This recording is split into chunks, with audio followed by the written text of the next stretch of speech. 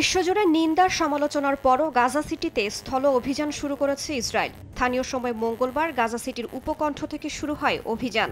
Israeli বাহিনীর অবিরাম গোলাবর্ষণে অনেক ফিলিস্তিনি হতাহত হয়েছেন। হামলার তীব্রতায় পালিয়ে যাচ্ছেন অনেকে। দক্ষিণ গাজায় আশ্রয়ের খোঁজে ছুটছে হাজারো মানুষ। ভয়ে স্কুল থেকে শুরু করে শরণার্থী শিবির পর্যন্ত খালি করা হয়েছে। অনেকে জানিয়েছেন ঘরবাড়ি ফেলে খালি পায়ে বেরিয়ে আসতে হয়েছে পুরো পরিবারকে।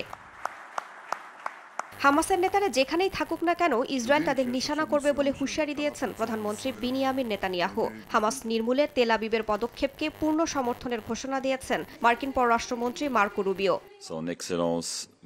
এদিকে গাজায় ইসরায়েলের বিরুদ্ধে গণহত্যা চালানোর প্রমাণ পেয়েছে বলে জানিয়েছে জাতিসংঘের তদন্ত কমিশন। মঙ্গলবার ৭২ পাতার তদন্ত প্রতিবেদন প্রকাশ করা হয়। একে এখন পর্যন্ত গাজা যুদ্ধ শুরুর পর জাতিসংঘের সবচেয়ে ঐতিহাসিক মুহূর্ত হিসেবে বর্ণনা করা হয়েছে। কমিশনের প্রধান নাভি পিল্লাই আল জাজিরাকে জানান প্রেসিডেন্ট আইজাক হারজগ, প্রধানমন্ত্রী বিনিয়ামিন নেতানিয়াহু এবং সাবেক প্রতিরক্ষা মন্ত্রী ইয়োভ গ্যালান্টের প্রকাশ্য বক্তব্য ও নির্দেশেই গাজায় গণহত্যা চালানো হয়। এই তিনজনের ভুলের দায় ইসরায়েল রাষ্ট্রের উপরই বর্তায় বলে প্রতিবেদনে উল্লেখ করা হয়েছে।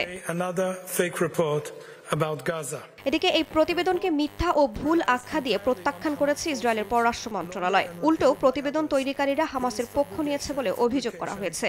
একই সঙ্গে এই তদন্ত কমিশনকে অবিলম্বে বিলুপ্তের দাবি জানানো হয়েছে। রাইসা জান্নাত, সময় সংবাদ।